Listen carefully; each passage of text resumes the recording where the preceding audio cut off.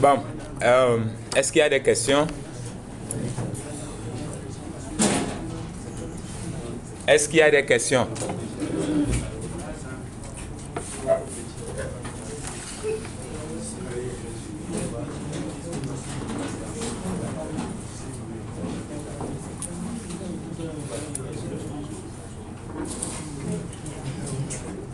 Donc, vous n'avez pas de questions?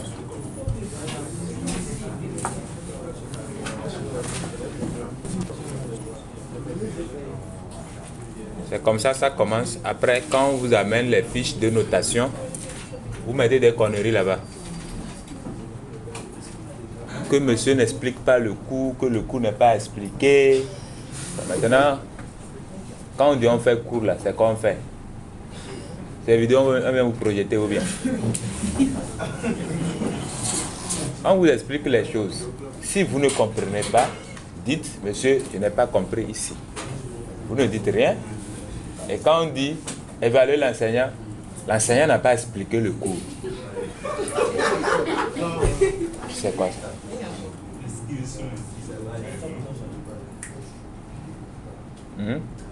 Selon vous, là, comment on explique un cours en fait? Il y a une particularité.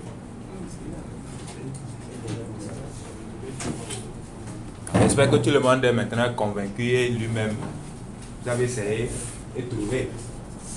Et que trouve les 1, les 7, les 20, les 40.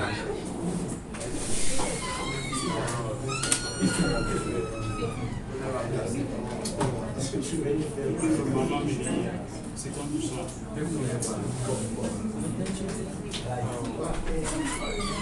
C'est de midi 30 à 14 h ça? Ok,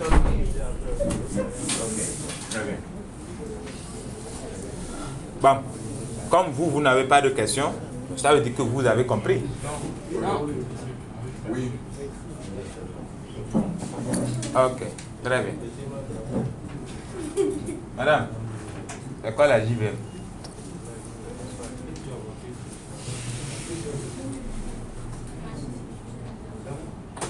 C'est quoi son rôle? Eh, Fougou? Je dis Fougou. Comment il s'appelle, là?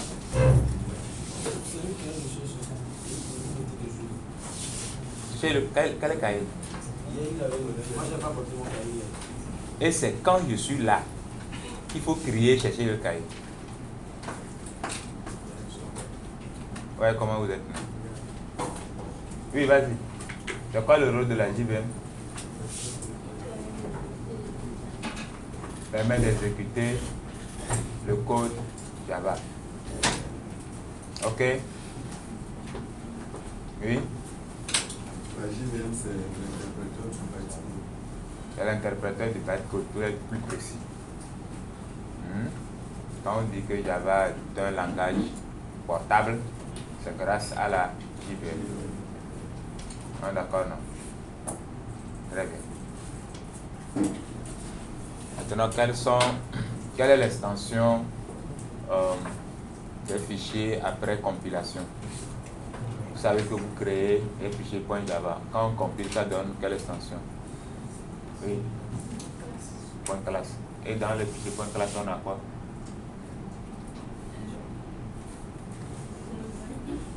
Voilà, dans le fichier .classe, on a les bytecode.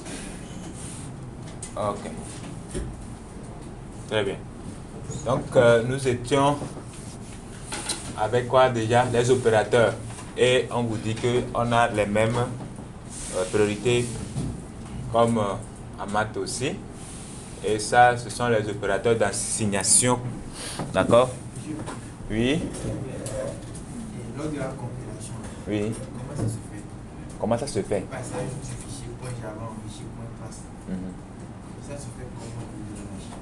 Ça se fait comment? Vous avez dit que la JVM, elle exécute les bytecodes pour donner le résultat. Maintenant, vous passez du fichier .java au fichier .classe. Puis là, ce n'est pas la JVM qui va. Non, ça c'est le compilateur. Le compilateur. Est-ce que le niveau de la machine? Pardon? Le niveau du PC de la machine. Je n'ai pas compris. C'est sur la machine que tu programmes, non?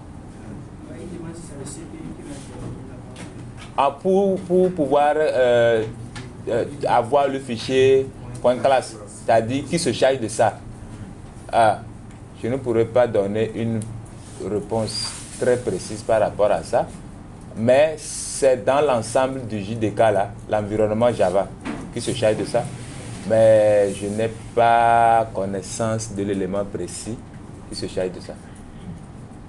De toutes les façons, si tu n'as pas installé Java sur ta machine, tu ne peux pas compiler un programme Java. Tu comprends avec moi? Donc, c'est quand tu installes ce JDK là, tu as l'environnement Java et tu peux compiler un programme Java. De toutes les façons, tout ce qui se passe sur la machine, CPU intervient forcément. Mais de quelle manière? C'est de ça qu'il s'agit. D'accord? Pour exécuter, c'est comme un calcul. Et c'est le processeur qui se charge de ça. D'accord? Mais pour lire le contenu, il fait faire le travail. Mais pour lire le contenu, le bytecode, ce n'est pas lui, c'est la JVM. Là, tu comprends? Tout ce qui se fait sur la machine, c'est le CPU. Une machine sans CPU, tu ne peux rien faire. C'est bon? Ok. Ah, hier tu m'as écrit ou bien? Ah, vraiment? J'étais occupé. Après, bon, j'ai oublié. Ok. On va continuer avec les variables. D'accord? Création des constantes. Donc, de nombreux programmes contiennent des données qu'il n'est pas nécessaire de modifier. Donc, il arrive certaines fois, dans votre programme, vous avez une valeur stockée dans une variable. Et cette valeur ne doit pas être modifiée. Là, on parle des constantes. D'accord? Donc, les constantes sont déclarées en utilisant le mot-clé final. On va revoir ça en profondeur. Le mot-clé final. Vous le connaissez déjà? Ou bien, vous l'avez jamais utilisé? Ok. Donc, les constantes n'ont pas besoin d'être initialisées lorsqu'elles sont déclarées. Cependant, ils doivent être initialisées avant d'être utilisées. Sinon, une erreur du compilateur sera générée. Une fois initialisées avec une valeur, les constantes ne peuvent pas être modifiées par le programme. Donc, par convention, les constantes sont toutes majuscules, d'accord, et les mots sont séparés par le caractère de soulignement. Par exemple, si vous voulez déclarer une constante taux taxe, parce que vous êtes en train de développer une application et dans votre application, vous gérez la taxe. D'accord? La taxe ne change pas. La taxe reste figée. Par exemple, pour le Togo, c'est 18%. C'est bon? Donc, c'est une constante que vous créez, vous l'affectez 0,8. Ça ne doit pas être changé, par exemple. Donc, final int taux taxe égale 0,8. Vous ne pouvez plus changer le contenu de cette variable. Quand on dit on ne peut pas changer, bon, de toutes les façons, on va revenir sur ça. La classe string. Donc, Java n'a pas de type de données primitive contenant une série de caractères. Donc, depuis hier, on a vu les entiers, bon, les nombres en général, les entiers et les nombres décimaux, c'est-à-dire les nombres à virgule. Nous avons aussi le char, n'est-ce pas? Char, C-H-A-R. Quand on dit char, ça veut dire un caractère, n'est-ce pas? Maintenant, qu'en est-il des chaînes de caractères?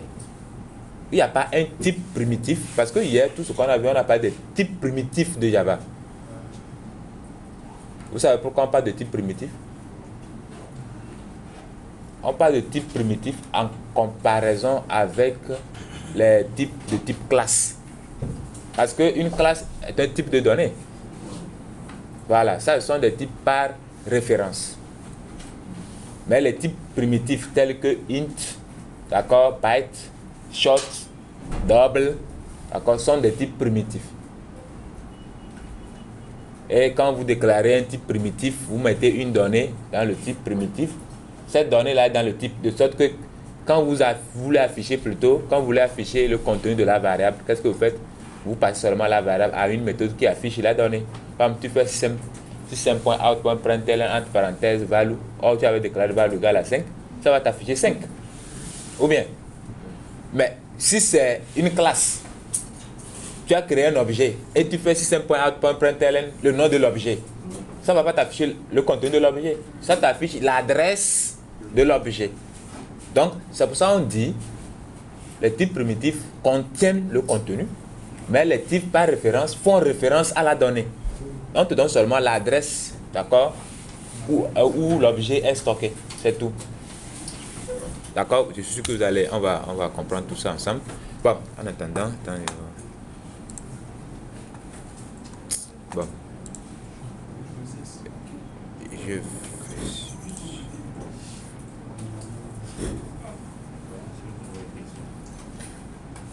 Pardon?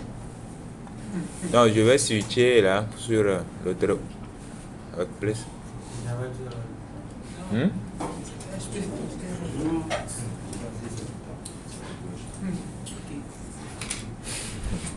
Vous avez peur? Très bientôt, vous allez écrire plus que ça. Ne vous inquiétez même pas. Ça, c'est un seul fichier. Ça, il faut voir comme le fichier. Ça, c'est une seule fenêtre que vous avez vu, non? Il y avait plusieurs fenêtres que j'ai ouvertes, ou bien?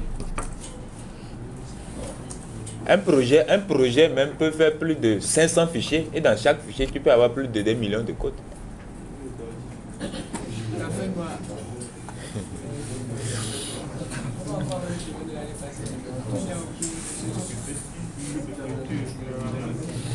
Donc, nous étions en train de parler des types primitifs et les types par référence. C'est bon?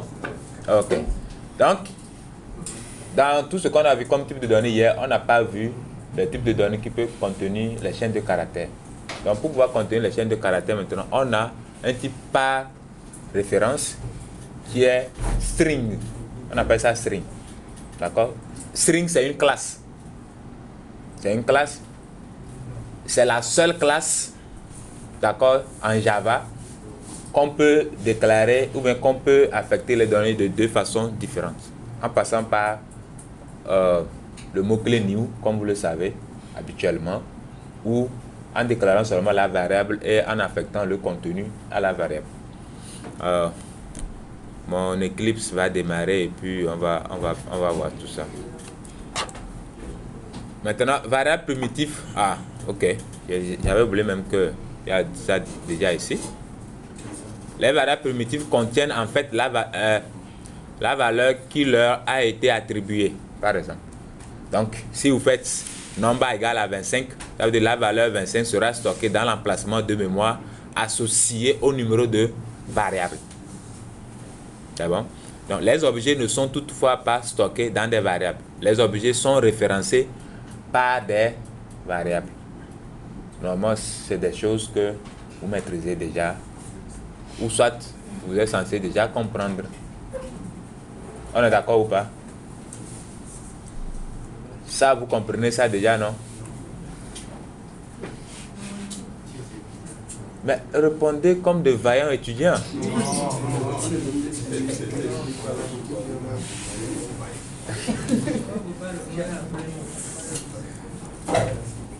Mais, tu comprends ce que je dis quand même, variable primitive et variable par référence. Tu comprends ça ou pas? Un peu. C'est quoi une variable primitive ou une primitive? C'est Katia qui répond. Pardon?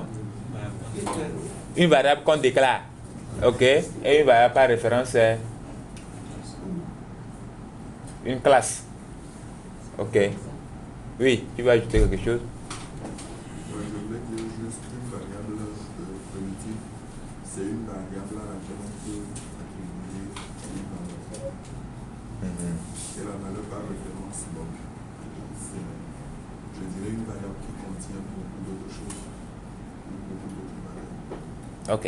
En fait, si vous constatez bien, quand on dit une classe, dans la classe, on a plusieurs attributs. Et ces attributs, leur type de valeur, leur type de données, ce sont des types de données primitives. Ou bien, si je crée une classe personne, dedans, j'ai nom. Le nom a un type. J'ai âge. Âge a un type.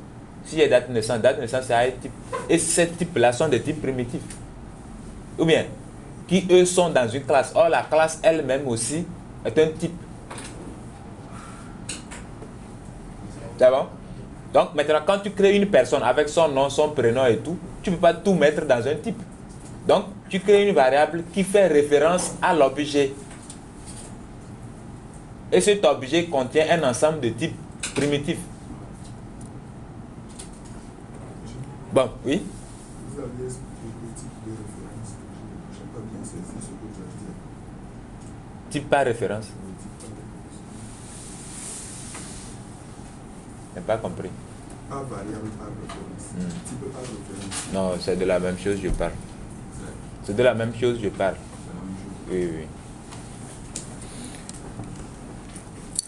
Voilà. Donc, variable primitive, quand une variable fait référence à un objet, elle contient, d'accord, l'adresse mémoire de son emplacement.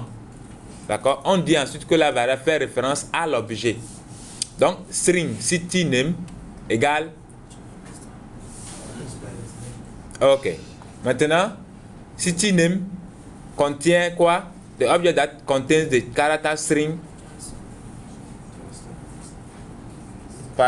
Pardon? Charleston. Donc, CityName contient l'adresse où se situe l'objet contenant ce contenu-là. On va prendre un exemple dans la vie simple. D'accord? À ce que vous êtes ici, j'ai une liste de présence. D'accord? Sur la liste, on met caché, numéro, banc. C'est bon? Si quelqu'un est là-bas, il dit, tu n'es pas là. Il dit, lui veut caché. Est-ce qu'il peut le voir? Il connaît son emplacement. C'est-à-dire, la fiche ne lui donne que l'emplacement de caché. Peut-être si tu es en bas, on te donne l'adresse où se trouve caché. Donc, sur la fiche, on met R plus 4. Numéro temps, banc temps. C'est ça. Si tu affiches la référence, sur la fiche, c'est ta référence. Ça. Si tu essaies d'afficher caché en utilisant la référence là, c'est ton emplacement qui sera affiché. Donc ça va juste afficher R plus 4, banc temps, numéro temps. Mais si on veut te voir toi-même, il faut qu'on se rende à l'adresse affichée par ta référence. Ou bien, c'est la même chose ici. Donc on a l'objet et on a la référence. C'est un peu clair maintenant? Ça n'a qu'à venir. D'accord? Donc, une chaîne de caractères peut être affectée à une variable. D'accord? Et les chaînes sont les seuls objets pouvant être créés de cette manière. C'est ce que je disais tout à l'heure. Vous avez deux façons. Donc, si je fais par exemple string, string nom égale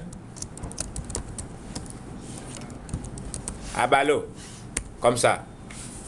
En temps normal, une classe ne se déclare pas de cette façon. Il y a toujours le mot-clé new. Quand on parle de classe pour créer un objet, ou même pour créer une référence sur un objet à partir d'une classe, on utilise toujours le mot-clé new. Mais voilà que je suis en train de vous dire que string est une classe.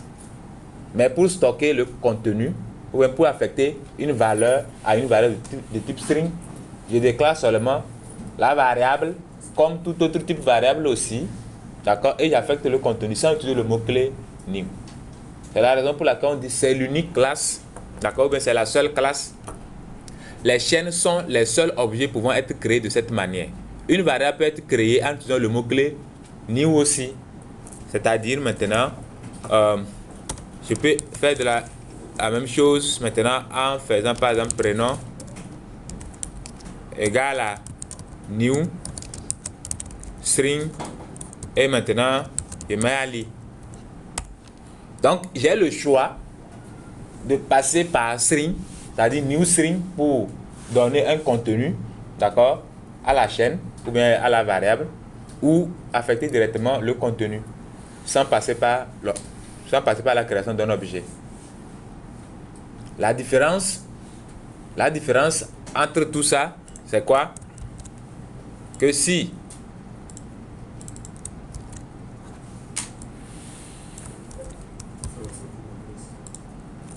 Pardon? Non. Pour le moment, c'est pas comme des autres classes ordinaires que vous connaissez. C'est bon? En fait, lui, il joue le rôle d'un type de données, en fait. Donc, il y a une implémentation, d'accord, de la classe string qui évite de donner, quoi? L'adresse, qui donne plutôt le contenu de l'adresse. Donc, à la différence que, ce que j'étais en train de dire, à la différence que ici, que vous utilisez la première façon de faire ou la deuxième façon de faire, vous aurez directement le contenu. Ça ne sera pas une adresse comme les autres types d'objets. C'est clair, non?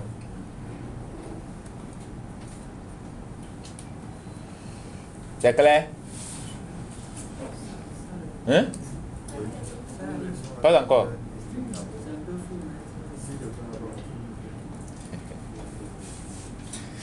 Ah bon? Qu'est-ce qui n'est pas clair dans tout ça? La déclaration de la variable ou bien les deux façons de déclarer une variable? Hein? Quand? Dites que c'est une classe. Ok, pour le moment, retenez que c'est un type de données, mais qui se comporte comme une classe. Qui se comporte comme une classe. Vous avez le choix de l'utiliser comme type de données simple en faisant la première manipulation, d'accord? Ou vous avez le choix de l'utiliser comme une classe en faisant aussi la deuxième manipulation. À la différence que, en termes de performance, vous savez que si vous utilisez plusieurs fois, ou bien vous avez deux classes avec le même contenu, forcément en termes d'objets, c'est deux objets différents. Vous ne comprenez pas? C'est bon? Non, c'est pas bon. C'est que vous venez de dire. C'est-à-dire, si je fais encore...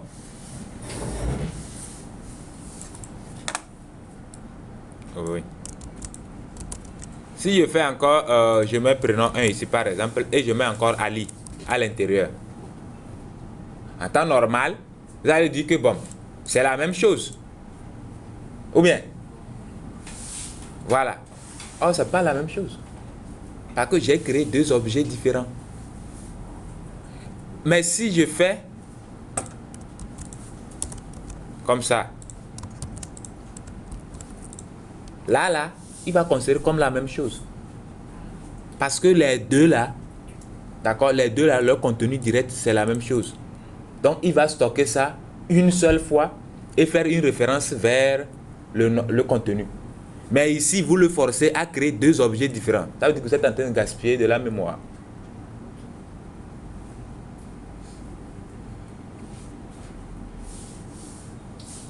C'est clair?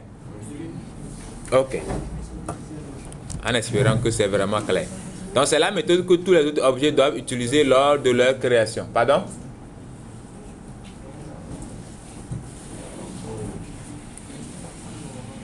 Gamon, c'est pas clair? Il faut que ça soit clair, hein?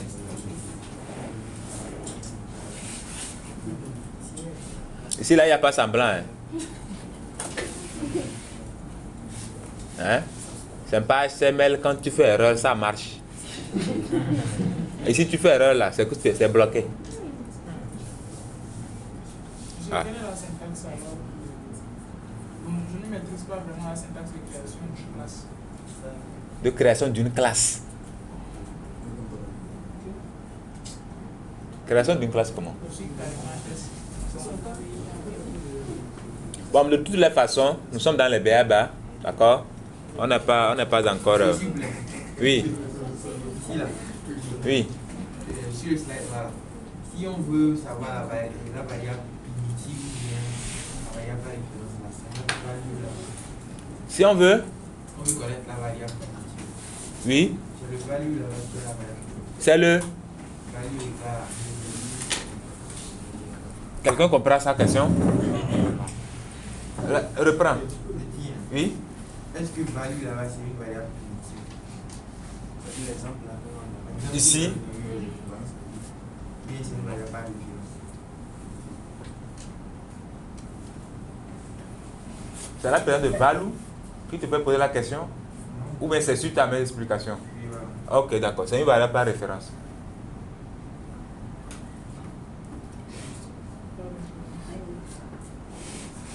C'est pas clair ou bien?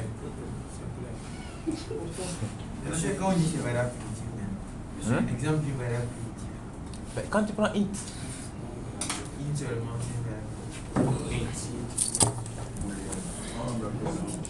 quand il fait int value, d'accord, je mets pas une virgule. Value ici est une variable primitive.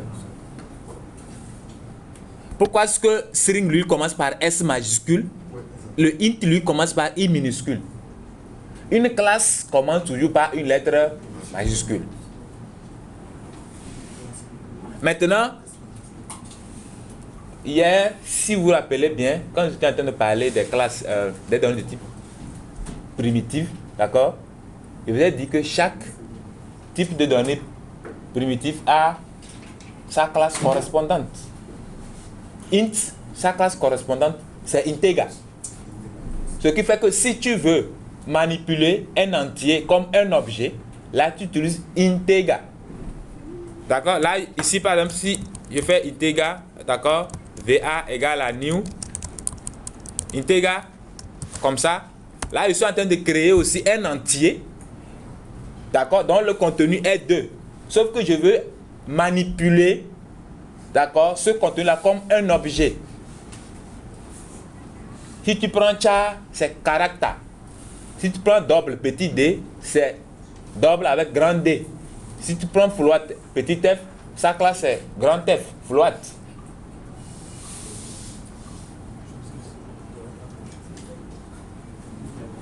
Ça va maintenant?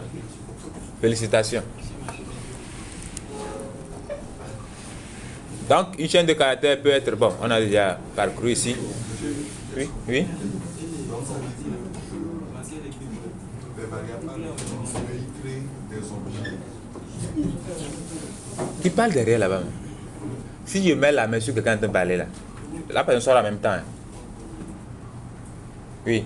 Les variables par référence créent des objets et les variables primitives, eux, ce sont juste des affectations que nous faisons. Normalement.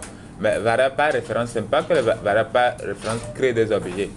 Mais les variables par référence contiennent les objets, d'accord, de la classe en question.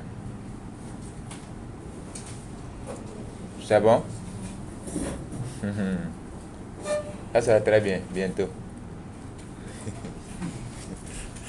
Donc, puisque string est une classe, les objets qui en sont une instance ont des méthodes, n'est-ce pas? Quand vous avez une classe, c'est qu'il y a des méthodes dedans. Ou bien? Voilà, donc, l'une de ces méthodes est la méthode de la longueur. Donc, string size égale à value dot length, par exemple. Ou bien, dot concat. Donc, comme ici, nous avons, par exemple, un prénom. Donc, je fais par exemple prénom. J'ai un problème avec mes extensions là. Voilà. Ok. Très bien.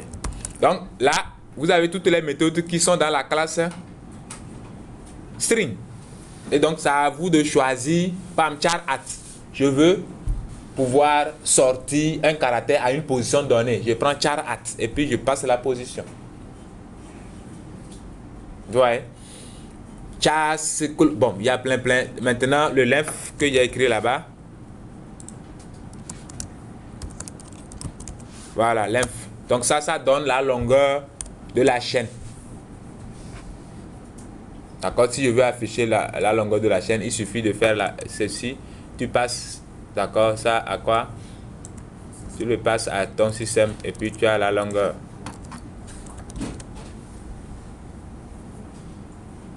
Donc c'est pour ça qu'on dit Java, ça dit que c'est la programmation orientée objet. Java là, tu ne peux rien faire à part la programmation orientée objet. C'est objet, hein? Tu veux voir quoi? Le résultat. Pour être sûr. Java, c'est objet. Donc déjà, si vous n'avez pas des notions de base, d'accord, des objets, vous voyez que j'ai créé ici un objet d'accord, de type string.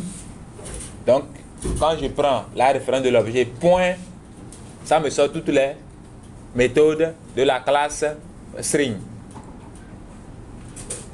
Donc, bientôt, quand nous-mêmes on va commencer par créer nos classes, nous-mêmes on va définir nos propres méthodes et tout. Ou bien, et quand vous créez vos objets, vous mettez la référence point et puis ça vous sort la liste de toutes les méthodes qui sont disponibles dans la classe. C'est bon, non? Ok. Cette instruction exécute la méthode length sur l'objet pointé par la variable de valeur. Donc, les objets de la classe string sont immuables, ce qui signifie qu'ils ne peuvent pas être modifiés.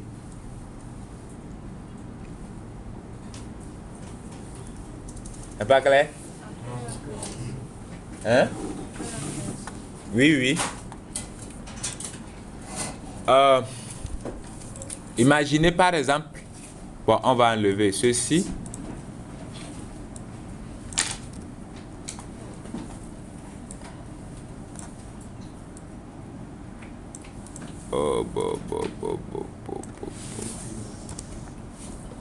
Par exemple, je fasse non point, il y a concat.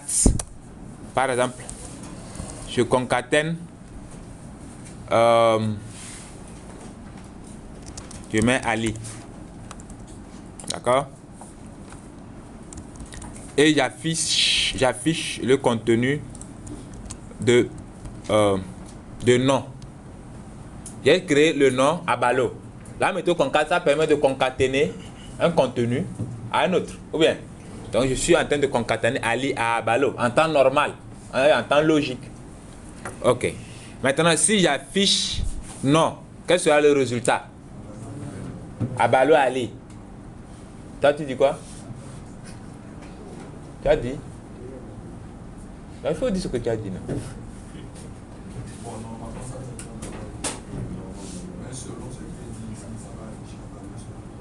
Afficher Abalo seul. C'est ce que tu avais dit, non? Ok. Donc, ça affiche Abalo seulement. C'est en ce sens, on dit les strings sont immuables. D'accord? Mais par rapport à, par exemple, si je fais, il y a une autre classe, je pense que c'est string builder. String builder, je pense que c'est lui. Hein. Attends, je vais voir.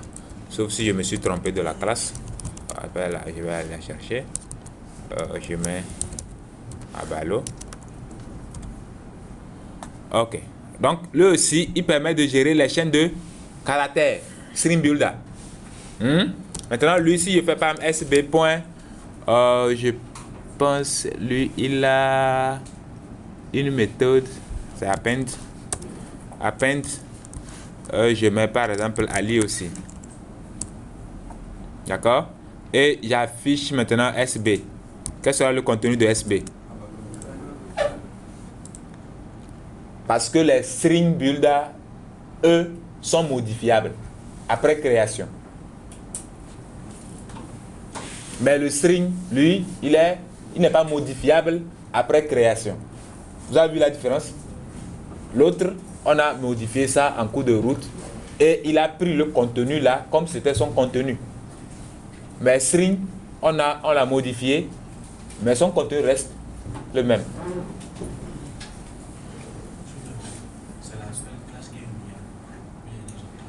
Tom, tu peux rendre une classe immuable. On va voir tout ça.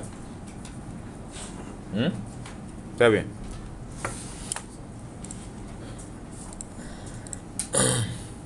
Donc, la plupart des méthodes d'un objet string peuvent créer de nouvelles versions de l'objet. Les méthodes de la classe string. Voilà. Donc, certaines des méthodes. To uppercase, to lowercase, char at length. Bon, je pense que ça, vous les maîtrisez déjà. Bon, to uppercase, qu'est-ce que vous ne comprenez pas dans uppercase? C'est quoi? Ça permet de faire quoi? Mettre en majuscule, ou bien? En Python, là, c'est comment? C'est to uppercase aussi. Bon, les autres qui font ils font comme ils n'ont jamais entendu là. Monsieur, donc, si moi je peux dire dans mon français, c'est Si tu veux. dire dans mon français, c'est que la chose, le discipline, c'est parce que bon, il n'a pas une forme, si je peux abréger, comme les gars par exemple comprennent genre le début. Parce qu'en même temps, c'est STR qu'on utilise pour désigner le type et maintenant utiliser comme vous l'avez dit, Integra pour voilà. C'est parce qu'il n'y a pas ça ici qu'on peut, en quelque sorte, il est considéré comme une classe. Ce n'est pas qu'elle est considérée comme une classe, c'est une classe. Oui, pourquoi les concepteurs de Java ne sont pas par exemple STR? Non pas. Pourquoi ils n'ont pas fait comme ils ont fait pour X et mettre STR juste pour autre chose, pour définir les chaînes de caractères? Ils n'ont pas créé des variables primitives. Pour la chaîne de caractères. STR.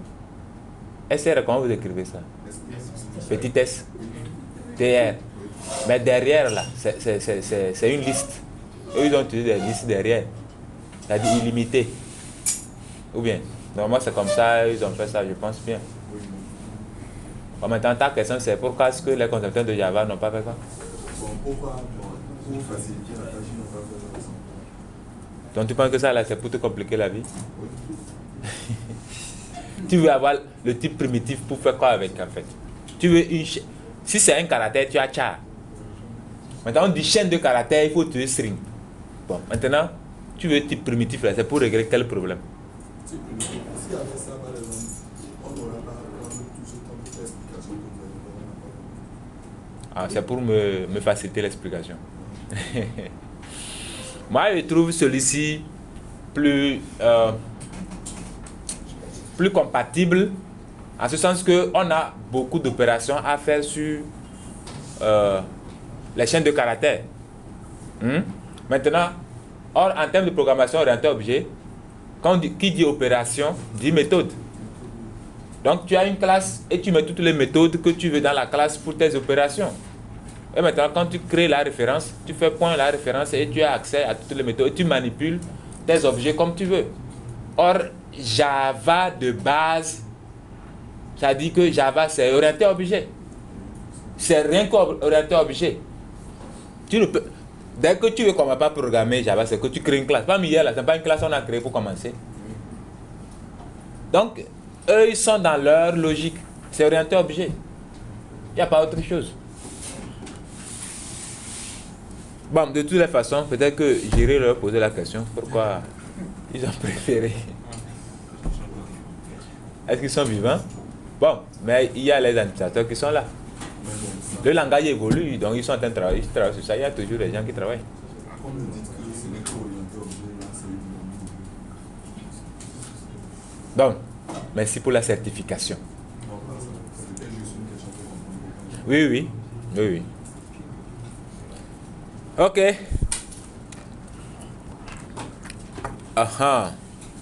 L'objet scanner. Il permet de faire quoi? Pour lire les entrées au clavier. Vous savez déjà l'utiliser, non? Hein? Le system.out permet d'afficher les choses à l'écran. D'accord? Et le system.in permet de recevoir les entrées. D'accord? Donc ici, scanner aussi, c'est une classe, d'accord, qu'on va utiliser pour pouvoir afficher, pour pouvoir plutôt entrer les données au clavier. C'est bon? Donc, pour pouvoir l'utiliser, il faut toujours créer un objet avec une référence. D'accord? Et sur la référence, maintenant, vous avez tous les types de données. D'accord? Donc ici, bon, on va d'abord importer, d'accord, la classe scanner. Donc, la classe scanner est déjà là. Quand vous installez votre JDK, ça vous importe toutes les interfaces disponibles. Donc, scanner aussi est une classe déjà développée et disponible. Et c'est dans le package java.util. D'accord? Java.util. C'est le package ça. Et dans le package Java.util, on a scanner. La classe scanner. Maintenant, il faut l'importer dans votre projet et l'utiliser. D'accord? Donc ici, à supposer par exemple que ce que nous avons fait là, nous voulons plutôt demander à un utilisateur de saisir son nom, par exemple. Qu'est-ce qu'on va faire? On lui demande de saisir son nom. D'accord? Donc on va faire scanner, par exemple, clavier égale new scanner entre parenthèses système.in. D'accord? Mais là, il souligne pourquoi? Parce que je n'ai pas importé la classe scanner dans mon projet. Donc, il me propose de l'importer. Donc, je clique seulement importer et il importe, d'accord, java.util.scanner. C'est bon? Très bien. Maintenant, je vais dire, par exemple, oui.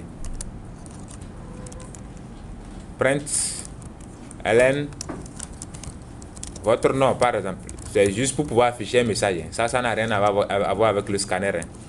C'est juste pour pouvoir avoir un message avant d'utiliser le scanner. C'est bon? Et maintenant, j'ai demandé à mon ami de saisir son... Attends, il faut recueillir, d'accord, ce qu'il va saisir là dans une variable. Donc, string nom égale à quoi? Clavier que j'ai déclaré là-bas, point, voilà, next, on va prendre next line, voilà. Et maintenant, on va juste afficher le nom qu'il a saisi maintenant. Donc, si j'exécute, on me demande de saisir mon nom. Donc, si je mets Ali, là, il m'affiche Ali. Donc, je pouvais simplement écrire ici, votre nom est, deux points, et puis je fais quoi ici? Je fais la concaténation avec la variable dans laquelle j'ai récupéré le nom saisi. Donc, je réexécute, on me demande votre nom, je dis je m'appelle Ali, on me dit votre nom est Ali. Donc, il a reçu ce que j'ai saisi. Il a stocké dans la variable nom qu'il a raffiché. C'est bon? Maintenant, si on veut aussi demander son âge, par exemple, je peux faire maintenant votre âge. Et maintenant, qu'est-ce que je fais?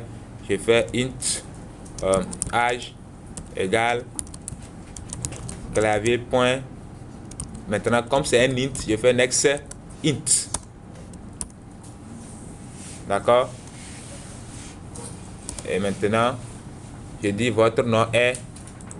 Je fais concaténation. Je mets.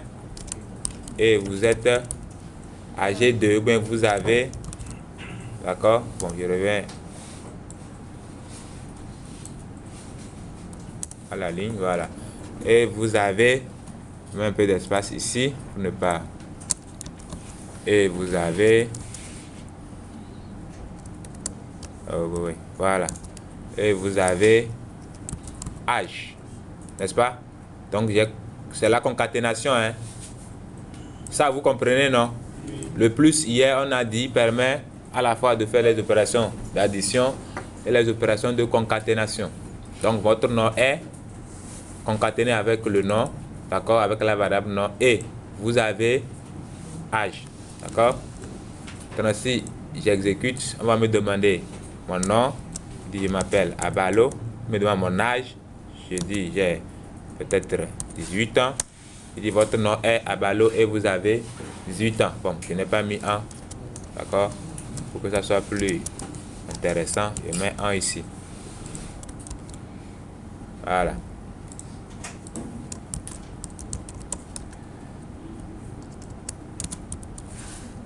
Vous avez 18 ans. Vous voyez que c'est intéressant et surtout très facile.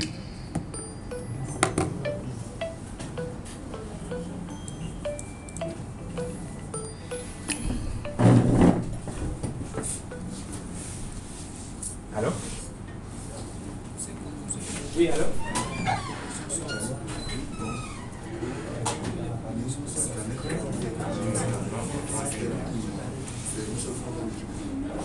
le reste, on l'utilise juste seulement.